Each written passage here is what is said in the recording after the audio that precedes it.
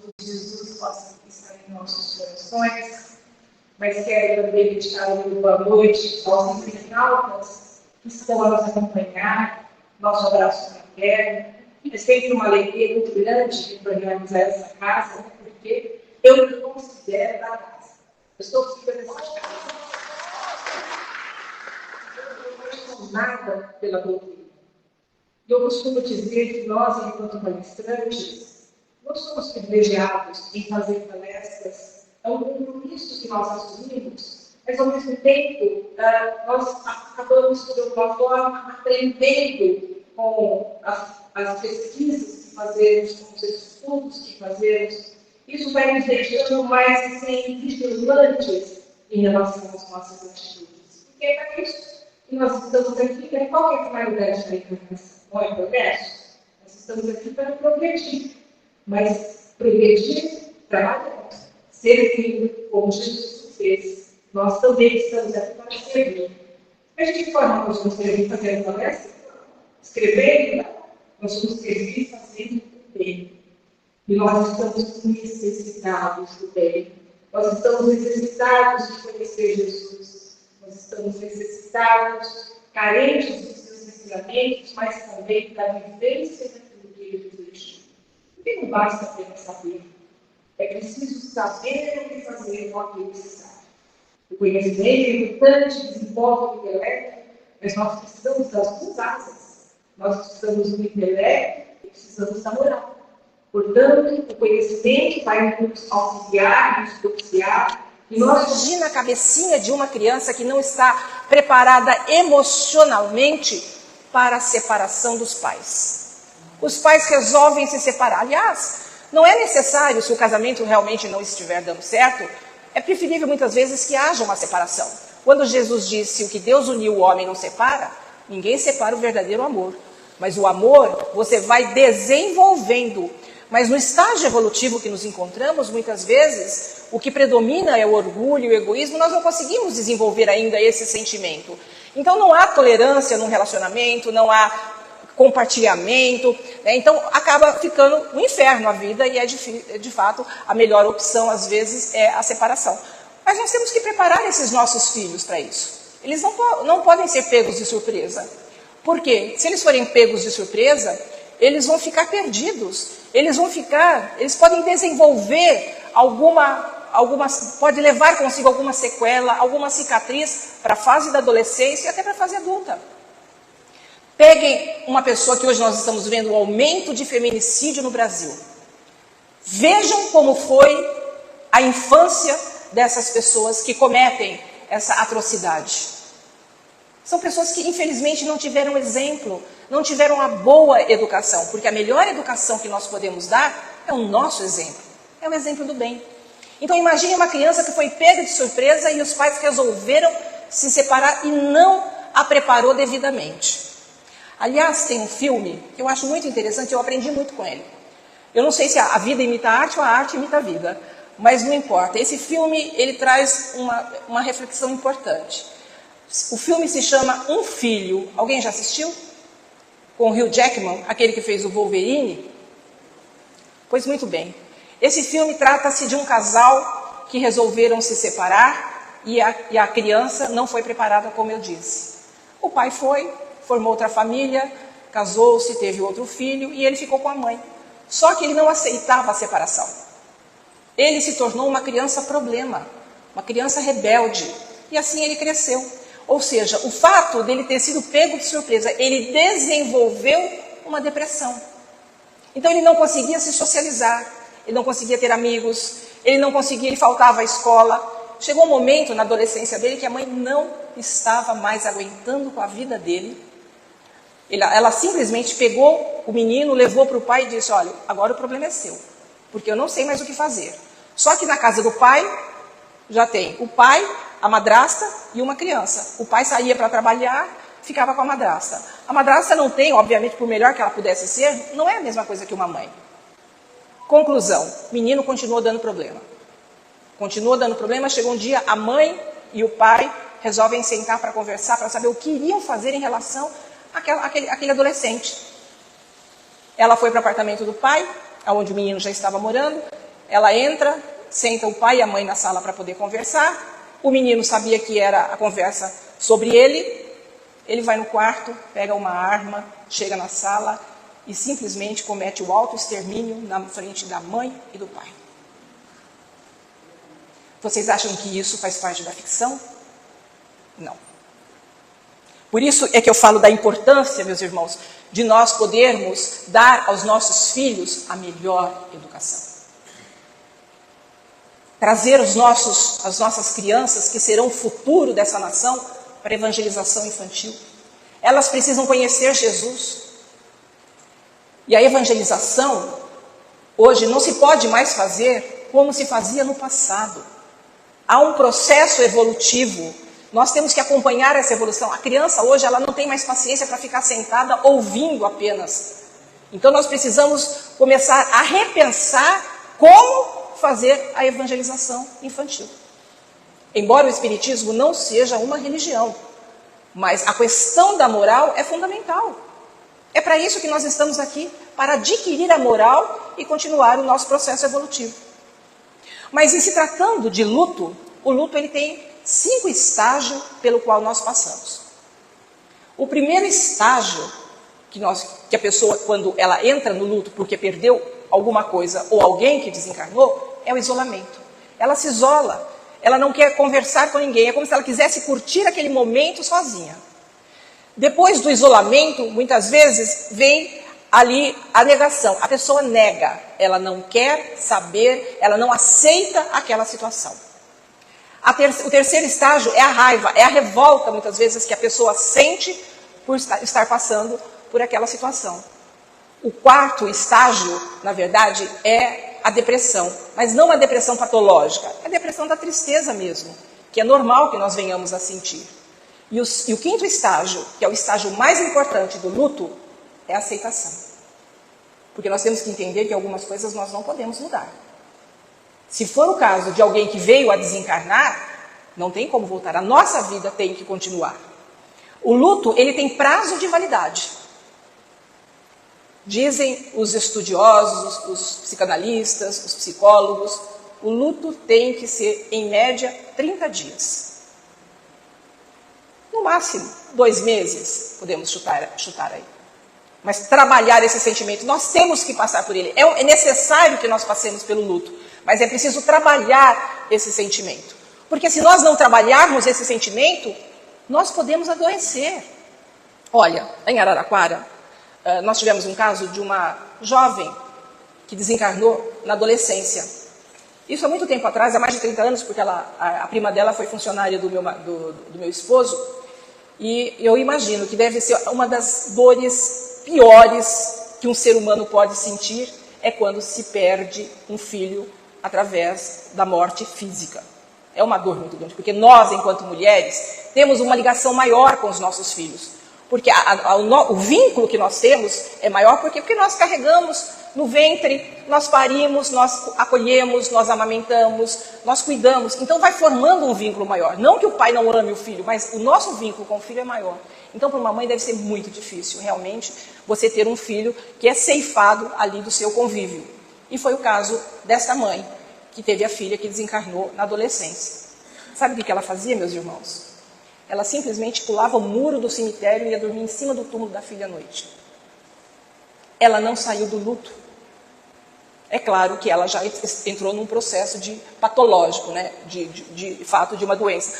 Mas o luto, na verdade, é a fase de transição entre a ausência do que se foi e encontrar um novo sentido para a própria existência. Ou seja, você tem que encontrar um caminho e chegar aonde? A aceitação. Então é trabalhar esse sentimento, porque a dor, meus irmãos, ele é inevitável.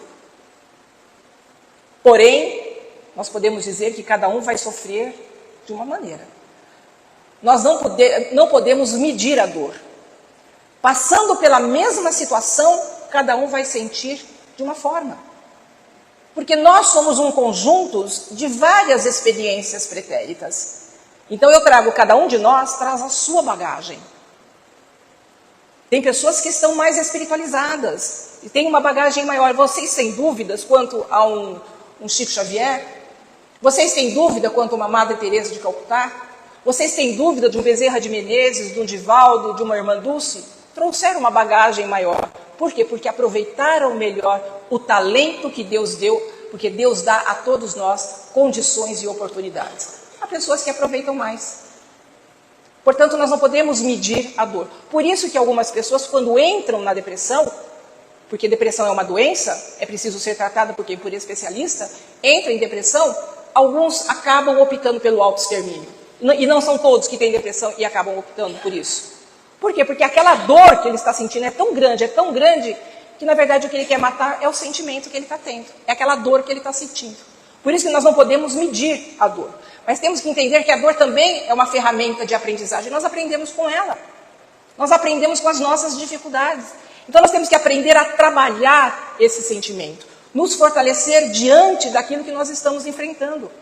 Ou seja, vamos começar lá com a negação, que é o primeiro estágio, para chegarmos exatamente na aceitação. Eu costumo dizer que é como uma cirurgia. Você tem um problema. Obviamente, você tem um problema, você tem que fazer uma cirurgia. Você está sentindo dor, você faz a cirurgia, continua sentindo dor por conta da cirurgia. Mas depois de um tempo, a dor sumiu, desapareceu. Vai ficar somente o quê? A cicatriz. Vai ficar a lembrança da cirurgia que você fez. Assim deve ser o luto, aquilo pelo qual nós estamos enfrentando. Tem que chegar um momento em que eu vou ali chegar à aceitação. Aquele ser que de repente desencarnou e foi para a espiritualidade, nós temos que entender que só está numa outra dimensão. Como a doutrina espírita é maravilhosa. Como essa doutrina ela é consoladora, como ela nos conforta. Porque sofre muito mais quem não sabe da imortalidade da alma. Sofre muito mais quem não sabe que o ser continua vivo e que vamos ter a oportunidade do reencontro. Por isso a necessidade de nós nos aprofundarmos em tudo aquilo que Kardec trouxe. Kardec não chegou simplesmente e fundou uma religião ou uma doutrina, podemos dizer. Ele estudou de forma sistemática toda a questão da fenomenologia. Então ele trouxe de forma racional todos aqueles questionamentos, todos aqueles ensinamentos que nós temos que nos aprofundar. Isso fortalece a nossa fé. Isso fortalece a nossa esperança. Agora, é interessante que quando uma pessoa desencarna e a outra vai no velório, chega para a pessoa e diz assim, nossa, você precisa ser forte, você tem que enfrentar. Não!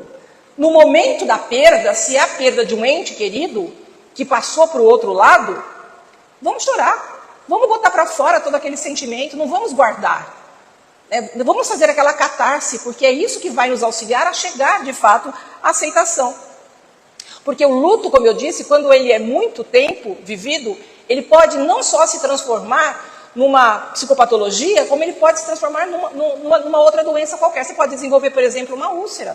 Você pode desenvolver uma gastrite. Você pode desenvolver uma urticária. Não importa, você pode ter, vai somatizando.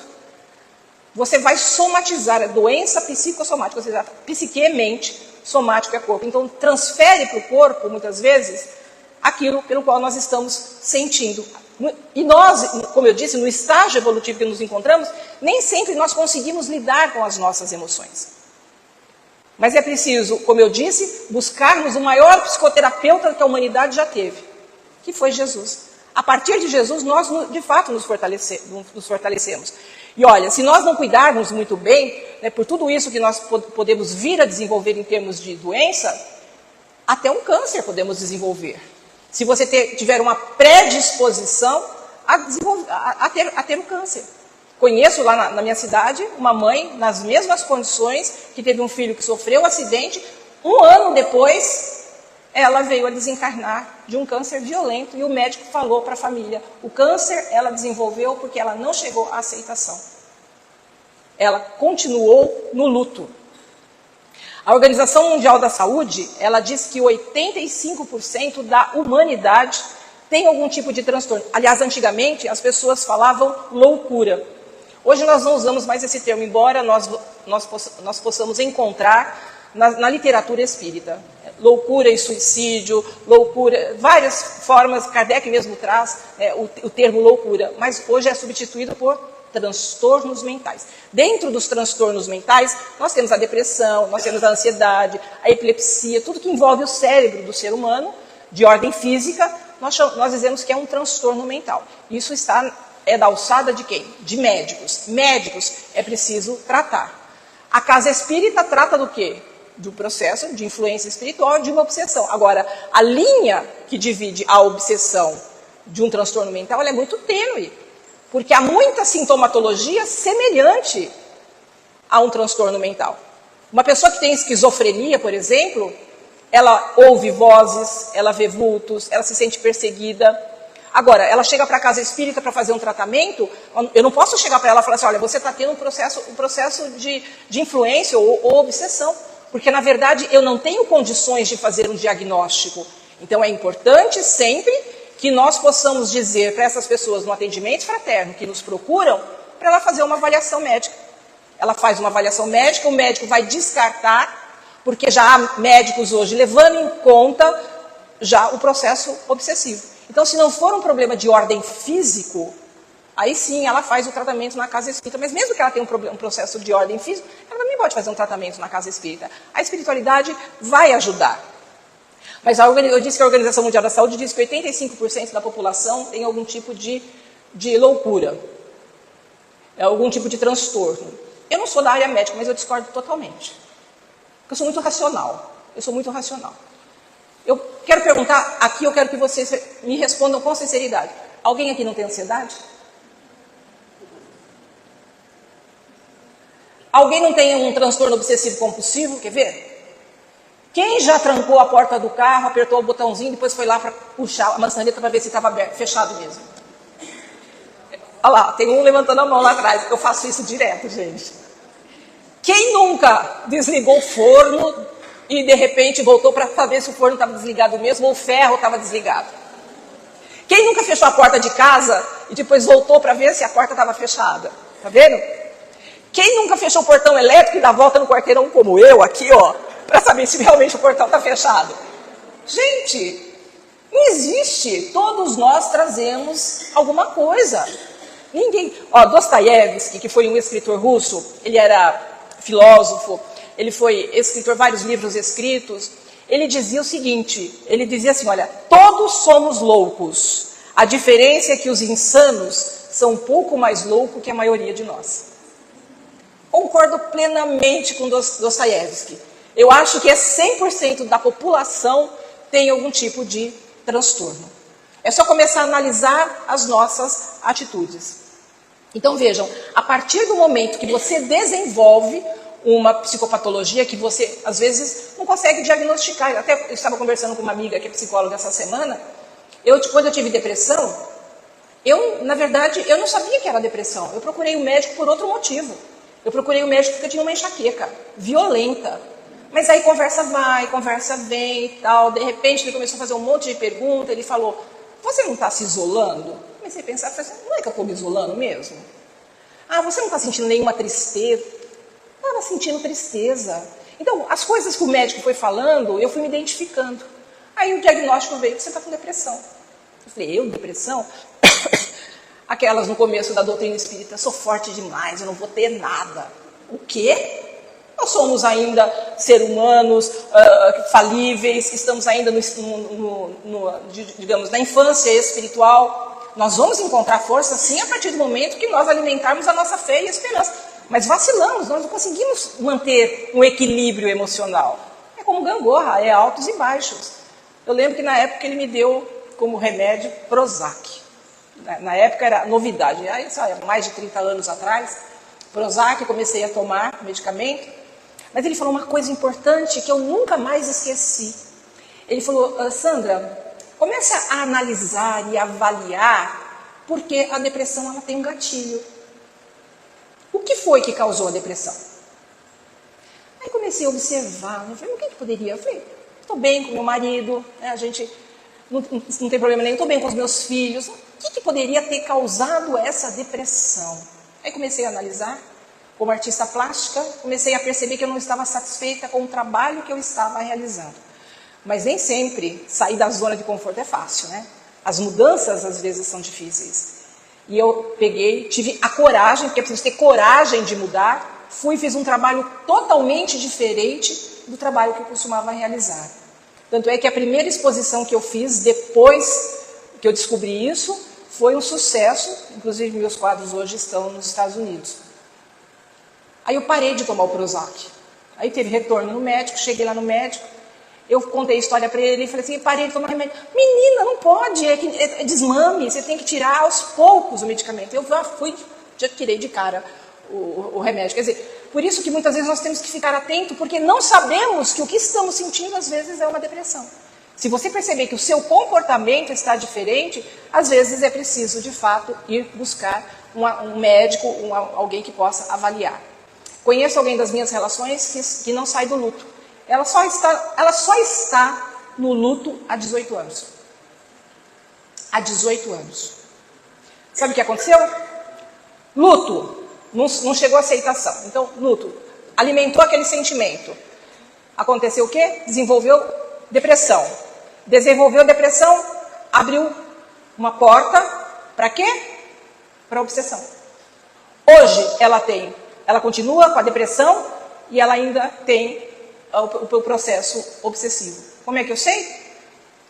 Você conversa com ela, ela é uma pessoa, de repente ela muda totalmente a conversa e depois nem lembra o que foi que ela falou. Você percebe claramente que é uma influência espiritual. Mas porque ela permitiu, porque a obsessão, ela só acontece quando nós permitimos.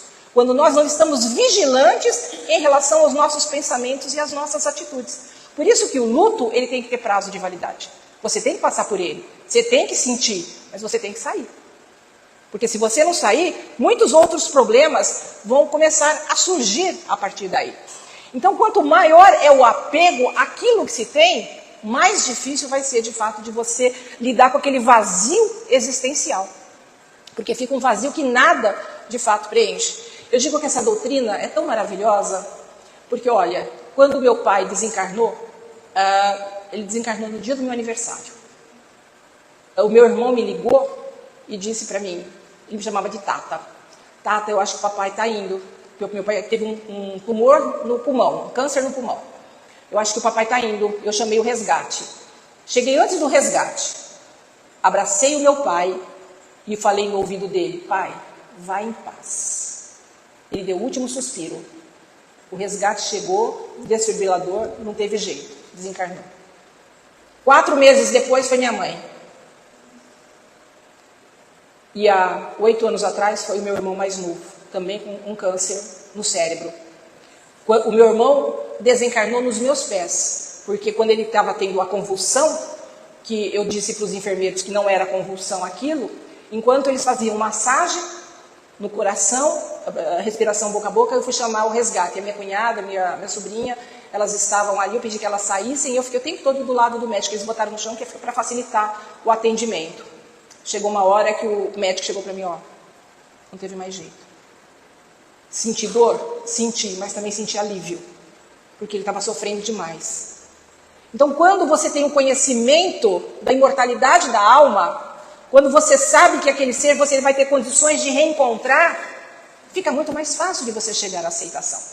Agora, em dezembro, véspera de Natal, 2 semanas antes do Natal, eu tenho muita facilidade de emancipação da alma. Eu tenho muita facilidade de sair do corpo de forma consciente. Aliás, foi por essa razão que eu vim para a doutrina. Porque eu vim de uma família católica que não sabia explicar como é que eu saía do corpo, me via dormindo, via os espíritos, chegava para minha mãe e contava para ela, para minha mãe era sonho. Então, na fase um pouco mais da adolescência, já fui para a casa espírita. E aí já não parei mais. Mas há 2 semanas antes do Natal, eu estive com o meu pai e com a minha mãe na espiritualidade. A hora que eu cheguei numa casinha simples e humilde que eles devem estar morando, de repente eu entro, eu sabia que os 2 eram espíritos. Eu cheguei, a minha mãe veio do jeitinho que ela costumava fazer, com os bracinhos abertos assim, e me abraçou. Eu chorava compulsivamente, falando para ela, mamãe, que saudades que eu estava de você. Ela falou, filha, mas passou tão pouco tempo, que o tempo é diferente do nosso. É diferente do nosso. Então, eu abraçada com ela, assim, de repente meu pai vinha vindo e fazia assim para mim, olha. Ele entendeu o que eu estava sentindo, mas a minha mãe não conseguiu perceber. E aí meu pai veio também e me abraçou. Foi um encontro que eu tive e que nós costumamos a ter na espiritualidade com aqueles entes queridos que muitas vezes vão antes do término, né, da nossa jornada, digamos, na Terra. Mas se você está passando por uma situação a qual você não consegue lidar, Procure um amigo ou procure um grupo de apoio com quem você possa conversar. O importante é fazer o quê? Colocar para fora aquilo que estamos sentindo. Viva o luto. Viva o luto e busque alguns caminhos para que você possa chegar à aceitação. O esclarecimento é importante, as orações são importantes, o conhecimento é importante, tudo isso vai nos auxiliar para que possamos chegar à aceitação. Cuide de si mesmo, se ame, sinta o quanto você é importante para que você possa se fortalecer. Busque encontrar novas formas que te dê significativo para a vida. Olha, há tantas formas de nós podermos ajudar. Nos envolvendo com a dor alheia, nós esquecemos da nossa própria dor. Há muitas entidades necessitadas aí de mão de obra para que a gente possa ajudar. A casa que acolhe pessoas de idade, crianças. Vamos descascar batata lá, né? Ajudar a fazer a sopa. Vamos fazer visitas nos hospitais. Não sei, alguma coisa que nós possamos de fato auxiliar, ajudar na casa espírita, entregando papelzinho na porta para quem chega. Existem várias formas de nós podermos ser úteis àqueles que de fato estão precisando e nós vamos acabar esquecendo daquilo pela qual nós estamos passando e enfrentando. O maior problema de não chegar à aceitação é porque muitas vezes sentimos pena de nós mesmos. Nós acabamos nos vitimizando. O que nos liga exatamente e alimenta esse sentimento são as lembranças. É interessante como a gente só consegue lembrar das coisas boas que nós vivemos com aquela pessoa que de repente partiu. Ela pode ter sido um carrasco, mas você não vai lembrar do que ela fez de ruim. Você vai lembrar dos aniversários, das viagens, das festas. E é isso que muitas vezes faz com que nós alimentemos ainda mais essa saudade, esse distanciamento. Então, nós precisamos, de fato, buscar caminhos, mecanismos para sair da situação. E nós temos capacidade para isso, porque Deus nos deu uma ferramenta importante. Deus nos deu o quê? Inteligência. E com a inteligência que Deus nos deu, nós conseguimos encontrar formas para podermos sair daquilo que estamos enfrentando. Porque nós temos que entender que tudo passa. Depois de uma noite escura, sempre vem a luz de um novo dia. Nada é para sempre. Deus está sempre do nosso lado através dos seus mensageiros de amor e de luz. É que nós não percebemos. Nós não conseguimos sentir, porque nós ficamos tão envolvidos com aquilo que nós estamos sentindo, que não conseguimos perceber a inspiração, a intuição que muitas vezes nós estamos recebendo da espiritualidade. Mas Jesus é o caminho. Ele disse, eu sou o caminho, a verdade e a vida, ninguém vai ao Pai senão por mim. E ele diz lá em Mateus capítulo 11, versículo 28, ele diz o seguinte: vinde a mim todos vós que estáis aflitos e sobrecarregados, que eu vos aliviarei. De que forma podemos aliviar a nossa dor? Exatamente através dele. Através daquilo que ele nos deixou. Kardec ele foi muito feliz quando ele ali compilou todas as questões morais que Jesus nos deixou e colocou num livro que se chama Evangelho segundo o Espiritismo.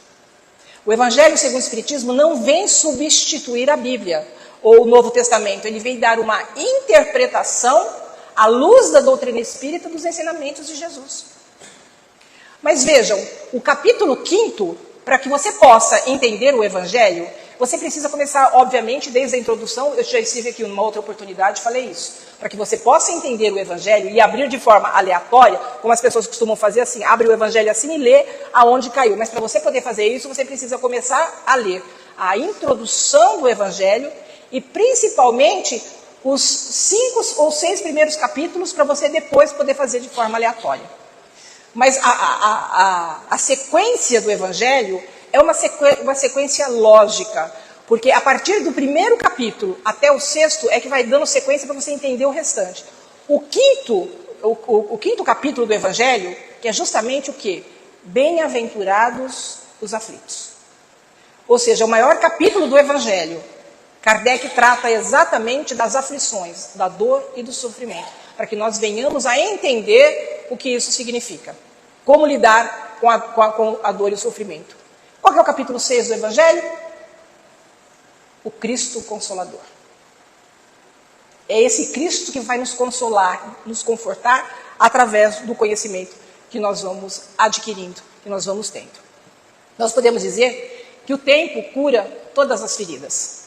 A saudade fica, mas ela não pode doer mais, porque a saudade é o amor que fica. Então nós temos que aprender, de fato, a nos libertar, né? A nos libertar desse sentimento que muitas vezes nos aprisiona, porque a partir do momento que você fica ligado à questão do luto, da perda, você não caminha, você estaciona. Então, para que a gente possa continuar a caminhar, nós precisamos enfrentar. Então, o luto é necessário ser vivido, é necessário ser passado, porém, temos que chegar à aceitação, para que nós possamos continuar, porque a nossa vida, de fato, continua. Então, caso nós não venhamos a conseguir sozinhos, obviamente, nós vamos ter que procurar ajuda. Alguém que possa nos auxiliar para que nós possamos sair. Às vezes, a pessoa, quando ela demora muito para sair, porque eu disse que cada um sente de uma forma, tem pessoas que às vezes demoram mais tempo, 3 meses, 4 meses. Tem pessoas que, no meu caso, 1 semana já tinha lidado com a situação. Ai, Sandra, você é insensível. Não. Doeu. Chorei muito. Mas eu precisei enfrentar. Mas o que me conforta é exatamente isso que eu falei para vocês, é saber da imortalidade da alma. Eu não tive encontro com meu pai e com a minha mãe agora, em dezembro, que eu falei para vocês, porque eu sei que eles estão vivos. E isso, de fato, nos fortalece. Então, alguns acabam, inclusive, se revoltando até com Deus. Eu lembro que quando aconteceu aquele acidente do Voepass, que caiu 83 pessoas desencarnaram, eu vi muita gente nas redes sociais perguntando onde é que estava Deus naquela hora. Como se Deus tivesse alguma coisa a ver com isso. Nós somos regidos pelas suas leis. Ou seja, a pessoa só vai antes do tempo quando ela tira a própria vida. Do contrário, quando ela vai, é porque encerrou-se um ciclo.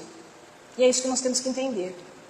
A pessoa foi, não importa a idade, pode ser criança, adolescente, pode ser adulto, ou chegou uma certa idade, a pessoa retorna à espiritualidade. Encerrou-se um ciclo, simplesmente. Só vai antes quem acaba com a própria vida material, porque a vida é única, as oportunidades é que são muitas. A maioria das religiões até são espiritualistas. A maioria das religiões acreditam na imortalidade da alma, só não sabe muito bem como que se dá essa situação, né? Para algumas pessoas o espírito fica dormindo, para outras vão para o céu, vão encontrar com Deus. É tão comum a gente ouvir, né, no velório as pessoas dizerem assim: ô, meu irmão, agora ele descansou, agora ele está ao lado de Deus, descansou que nada. Ninguém vai ficar deitado numa rede lá, não é resort, não é festa. Na verdade, o espírito é ativo o tempo todo. Ele desencarnou, ele pode ficar confuso a princípio, não saber da sua real situação.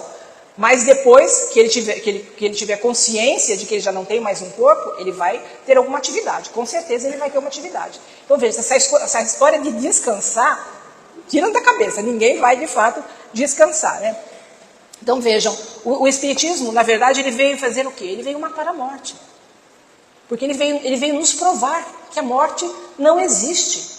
Há muitas pesquisas nesse sentido que falam acerca da imortalidade da alma. Terapias de vidas passadas, pessoas que fazem regressão de memória, o EQM, estado de quase morte, muitas pessoas que estão às vezes ali em coma, que vão para o lado de lá, ou estão fazendo cirurgia, vão para o lado de lá e voltam, e contam como foi, que encontrou fulano, que encontrou ciclano. Aliás, tem um depoimento daquela atriz que vocês vão lembrar, bonita, a Sherry Stone, que fez aquele filme polêmico, né, O Instinto Selvagem. Pois é, ela teve um sangramento no cérebro, e ela foi fazer uma cirurgia de emergência, e ela teve esse EQM, estado de quase morte. Ela foi para o lado de lá, ela se reencontrou com vários entes queridos e amigos que já tinham desencarnado. Diz que a sensação é tão boa, a paz é tão grande, que tem muitos que não querem nem voltar. Mas não chegou o momento, eles têm que voltar.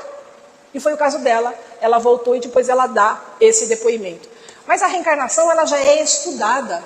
Crianças que lembram de vidas pretéritas, o Dr. Ian Stevenson, ele catalogou vários casos de pessoas que lembravam de vidas pretéritas. E eu estou boba com aquele menininho que acho que vocês já viram na internet, o Dr. Davi, de 6 anos. O que é aquele menino, gente? Qual conhecimento de medicina?